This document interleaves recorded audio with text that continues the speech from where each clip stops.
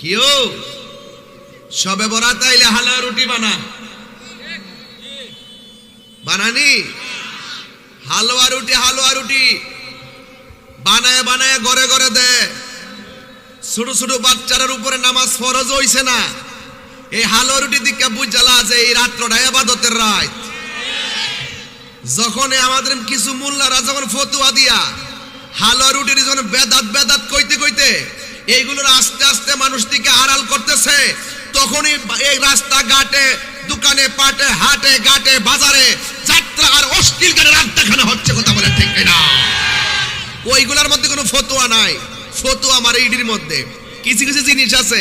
আমি মাহফিলে আইছি, একটা শাল লাগে আইছি, সামনে গাড়িতে এসি চলে, এসির ঠান্ডাটা বুকে লাগে, এই জন্য শালটা দিয়ে একটু ডাইকা রাখি। কথা ঠিক না?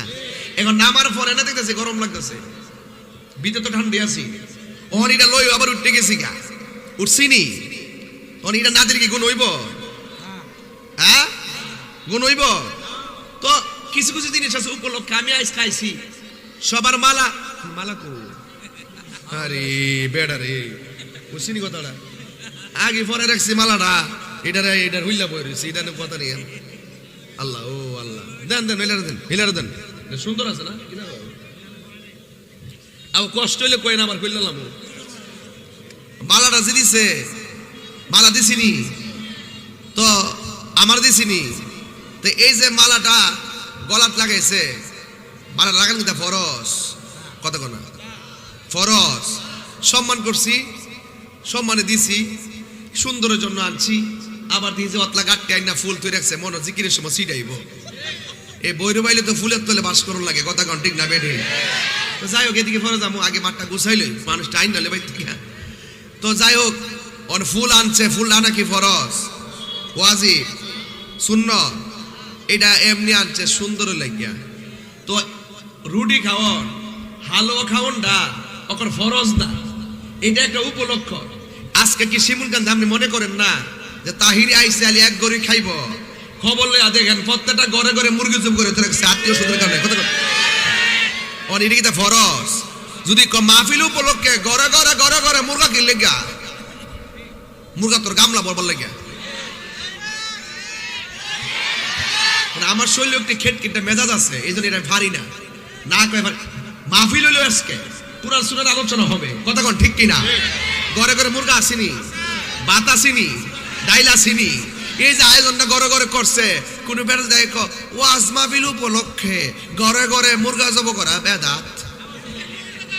মানবেননি ফটোটা ঠিক বুনি। আপনি ইচ্ছা করলে জুম্মার দিনও হালুয়া রুটি করতে পারবেন, ইচ্ছা করলে আপনি ওই 5 ওয়াক্ত নামাজের উপলক্ষে হালুয়া রুটি করতে পারবেন, ইচ্ছা করলে মাহফিল উপলক্ষে করতে পারবেন, ইচ্ছা করলে আপনি ঈদের দিন করতে পারবেন, ইচ্ছা করলে আপনি ঈদের পরের দিন করতে পারবেন। গুণ হইব তো। খাওয়ান বেদাত, এটা কোন কিতাব বুঝলাম না এটা। এই বেদাতটা আমার বুঝে আইছে না বাজান, ঠিক আছে নি? এটা আমার বুঝে আইছে না।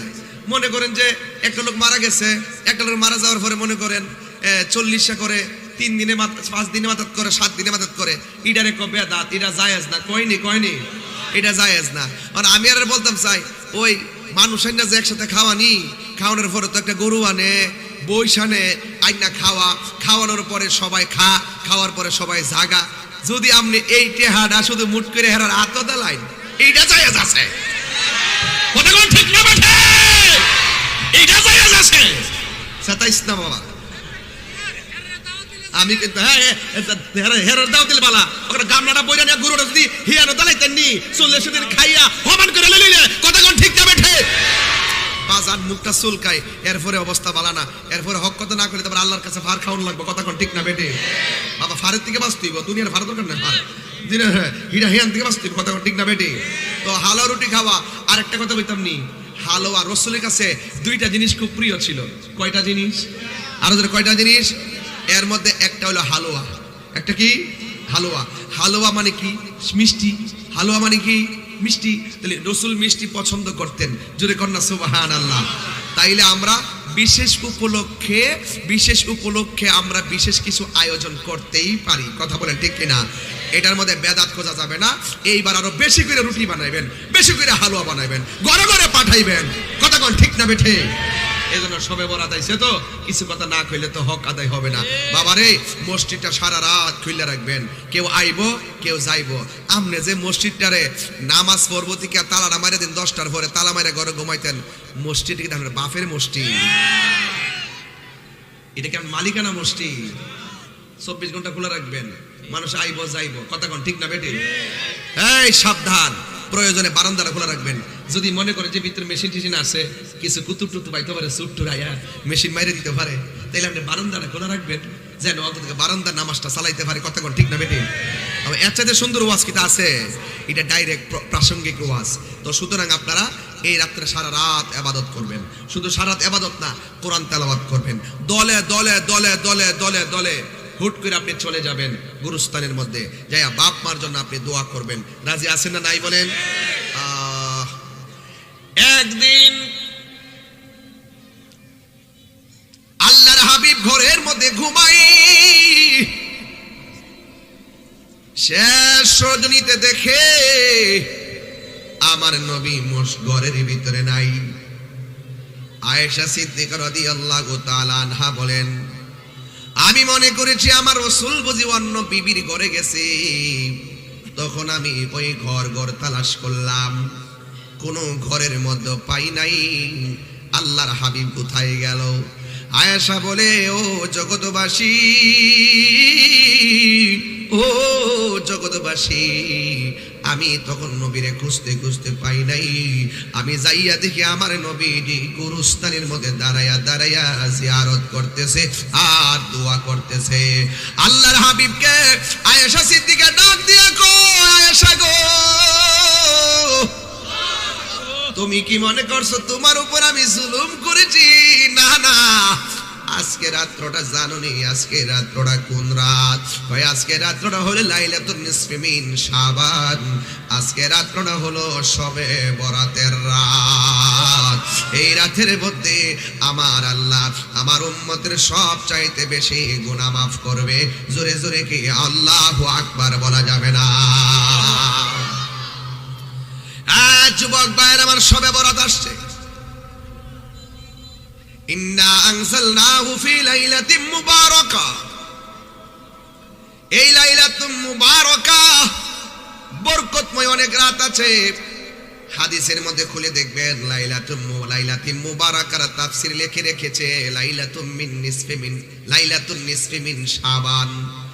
এই বরকতময় রাত হলো, এই রাত্রটা হলো শবে বরাতের রাত। ও আমার মা ও বোনেরা, রোজা রাখবেন, নামাজ পড়বেন। কেন নামাজ পড়বেন বুঝাইয়া দিয়া যায় আপনাদের কাছে। আমার যুবক ভাইয়েরা, ও বন্ধুরে, কি দিয়া ওয়াজ বুঝামু?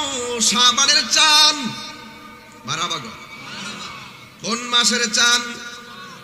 শাবান মাসের চাঁদ সাধারণ কোনো কথা নয়। শাবান মাসটা অনেক দামি একটা মাস, আমরা অনেকে বুঝি না। যদি আমরা বুঝতাম তাহলে এই শাবান মাসে আমরা সারা রাত জায়গা শবে বরাত পালন করতাম, ঠিক কিনা বলেন? মায়ের আমার ইমাম ইবনে আবিদিন শামী রাহমাতুল্লাহ আলাইহি তার কিতাবে লিখেছেন, ইন্না আফদালাল লায়ালি লাইলাতুম মাউলিদিহি সাল্লাল্লাহু তাআলা আলাইহি ওয়াসাল্লাম। তিনি অনেকগুলা রাতকে শ্রেষ্ঠ রাত হিসেবে বলা হয়েছে। এর মধ্যে একটা রাত হলো আমার নবী যেই দিন মা আমিনার গর্ভে এসে যেই দিন আমার নবী দুনিয়ার মধ্যে তাশরীফ এনেছেন, এই রাতের দাম আমার আল্লাহ অনেক বাড়ায়া দিয়েছে। 2 নম্বর সুম্মা লাইলাতুল কদর, এর পরের রাতটা হলো লাইলাতুল কদর। সুম্মা লাইলাতুল ইসরা ওয়াল মিরাজ, এর পরের রাতটা হলো মেরাজের রাত। সুম্মা লাইলাতু আরাফা, এর পরের রাতটা হলো আরাফার রাত। সুম্মা লাইলাতুল জুমআ, এর পরের উত্তম রাত হলো জুমার রাত। সুম্মা লাইলাতুন নিসফি মিন শাবান, এর পরের রাতটা হলো শাবান মাসের 14 তারিখের দিবাগত রাত। এরপরে সুম্মা লাইলাতুল ঈদ, এর পরের রাতটা হলো 2টা ঈদের রাত। তাইলে 10, 7, 8টা রাতের ভিতরে শবে বরাতের রাত আছে না নাই? যারা 8টার সময় মসজিদটারে তালা মাইরা দেয়, সবে বরাদ্দের রাইতে হালুয়া রুটি বানাইলে কয় বেদাত, খাওন বেদাত, আমি জীবনও শুনছি না। খাওন বেদাত, আমি জীবনও শুনছি না। ঈসা রুহুল্লাহর কথা মনে হয়ে গেল, আল্লাহু আকবার কোনে গেল। ও বন্ধু,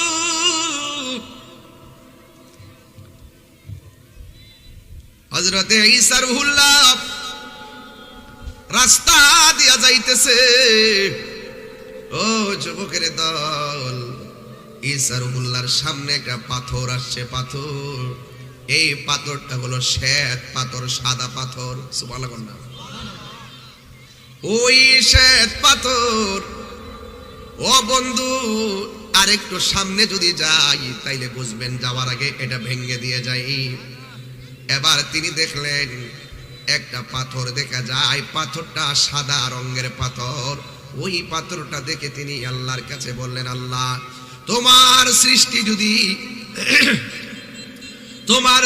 যদি এত সুন্দর হয়, না জানি গো তুমি আল্লাহ কত সুন্দর। জোরে জোরে কি আল্লাহু আকবার বলা যাবে না?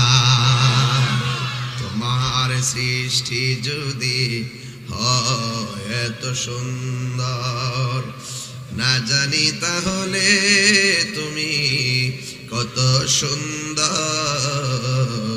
কত সুন্দর, ঠিক না? এ বন্ধুরে, ও ভৈরবের শিমুল কান্দির বাবা, আল্লাহ ডাক দিয়া কয়, ঈসা তুমি পাথরের কুদরত দেখে তুমি আশ্চর্য হইয়া গেছো। তোমার হাতের মধ্যে কি হয়? হাতে একটা লাঠি। সুবহানাল্লাহ। হাতের মধ্যে কি? হাতের মধ্যে হলো লাঠি। আল্লাহ বলে, এই ঈসা যদি তুমি আরো কিছু কুদরত দেখতে চাও, তাইলে লাঠিটার মধ্যে তুমি লাঠি দিয়া পাথরের মধ্যে আঘাত করো। যে মাত্র লাঠি দিয়া ওই পাথরের মধ্যে আঘাত করেছে, পাথরটা দুইটা ভাগ হয়ে গেছে। অথচ পাথরের মধ্যে দরজা নাই, পাথরের মধ্যে জানালা নাই, 1 ইঞ্চি বাতাস যেতে পারে না। আল্লাহ রাব্বুল আলামিন যখন বললেন তোমার লাঠি দিয়ে পাথরের মধ্যে আঘাত করো, ওই পাথরের মধ্যে আঘাত করলো, পাথর 2 ভাগ হয়ে গেছে। ঈসা নবী তাকায়া দেখতেছেন ওই পাথরের ভিতরে একটা জিন্দা মানুষ হাতের মধ্যে তাসবিহ নিয়া আমার আল্লাহ পাকের জিকির করতেছে।